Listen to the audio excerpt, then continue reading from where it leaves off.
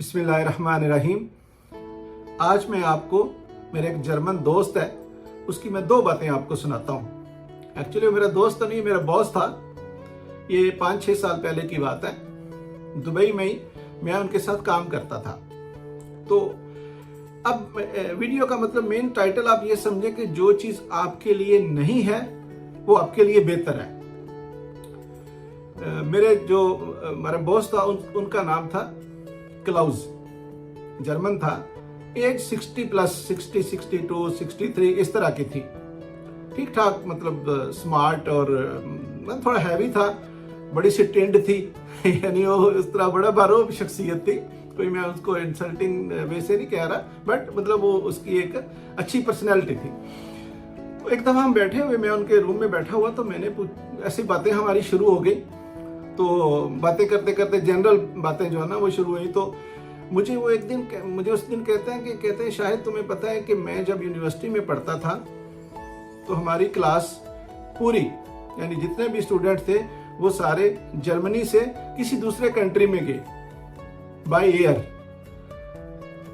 उस क्लास में मैंने भी जाना था, लेकिन मेरे दोस्त ने किसी भी वजह से, मेरी जो कमिटमेंट थी, मैं अपने किसी दूसरे दोस्त की वजह से, जो मेरा क्लास फेलो नहीं था, मैं उसकी वजह से मैं उस फ्लाइट में नहीं जा सका।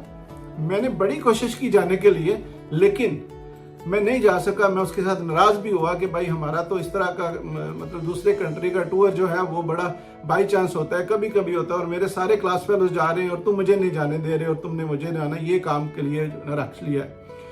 एनीवे, वो प्लेन जब उड़ा, उनकी क्लास फेलो पूरी की पूरी जहाज उड़ा, और ये रियल वाक्य है, कोई मतलब इसमें कोई एग्जैजरेशन नहीं है।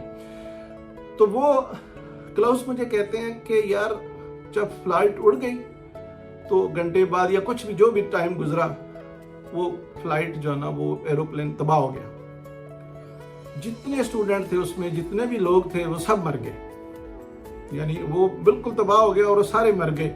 कहते पहले तो मैं अपने दोस्त के साथ जो है ना वो लड़ा और मतलब इसको बोला कि यार तुमने ऐसा क्यों किया, तुमने मुझे जाने क्यों नहीं दिया, और मैं मतलब इस वजह से किसी भी वजह से रह गया। कहते और पूरी क्लास में मैं सिर्फ अकेला ही जो है ना वो था जो मैं नहीं गया।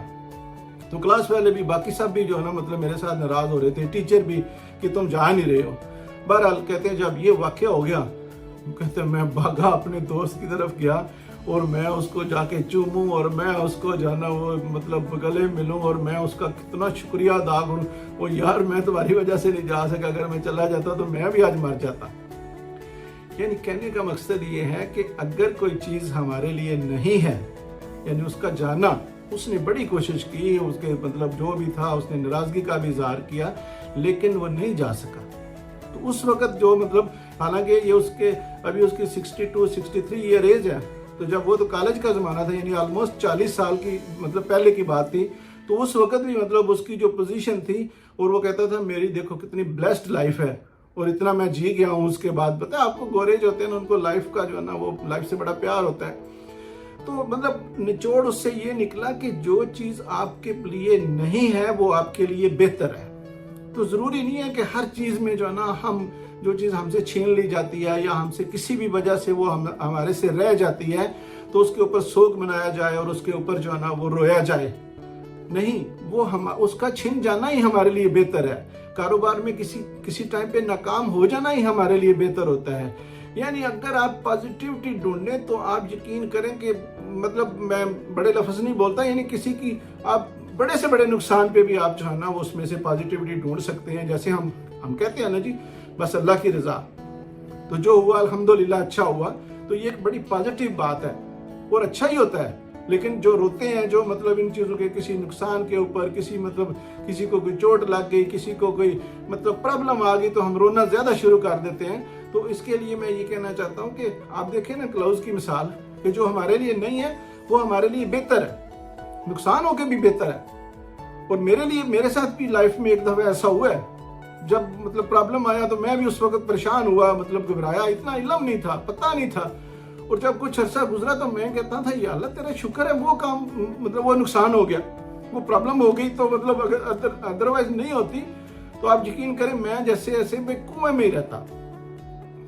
तो ये चीज़ें ऐसी हैं जो मतलब हमें सोचना है, हमें इस चीज़ पे ऊपर जो है ना हमें आंखें खोलनी है कि जो हमारे लिए नहीं है वो हमारे लिए बेहतर है, और जो हमारे से जा रहा है उसका जाना बेहतर है। अगर नुकसान है तो नुकसान होना बेहतर है। आप सिर्फ पॉजिटिविटी देखें तो इंशाल्लाह ताला आपको कभी हार नहीं आएगी। अब मैं आपको दूसरी बात सुनाता हूँ।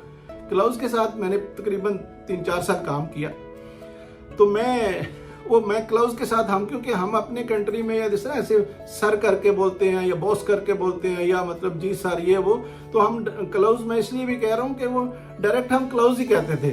वो जर्मन का उनका स्टाइल ही ऐसा है कि वो मतलब नाम से बुलाते हैं, बेशक वो सीनियर है, कोई ओनर है या वट। तो हम बैठे हुए थे, तो मैंने उसका मेरे साथ ना कुछ मतलब मुझे शिकायत थी उसके साथ, तो मैंने कहा यार वो तुम इस तरह वो मेरा काम नहीं कर रहे हो। हालांकि देखो ना हम बड़ी मेहनत से ईमानदारी से जो है ना हम लोग काम करते हैं। तो मुझे इंग्लिश में जा रहे मैं उससे बात करता तो मुझे कहते हैं, जैसे हम पंजाबी में नहीं कहते दसो यार उन लोग अपनी ईमानदारी भी मतलब करके साढ़े से एहसान कर दें। यानी आप ईमानदारी से काम करते हैं तो इसका मतलब है कि कंपनी के ऊपर उसका एहसान है। ईमानदारी से काम करना हमारी ड्यूटी है। यानी उसने मुझे ये बात समझाई, और मैं कितनी दफ़ा इस बात को उसके बाद कोट कर चुका हूँ कि ईमानदारी से काम करना हमारी ड्यूटी है, किसी के ऊपर एहसान नहीं है। अगर हम अच्छे इंसान हैं, अगर हम फॉर एग्जांपल कोई किसी का नुकसान नहीं करते तो सिर्फ हम आम से इंसान हैं। अगर हम किसी का फ़ायदा करते हैं तब जाके हम अच्छे इंसान हैं।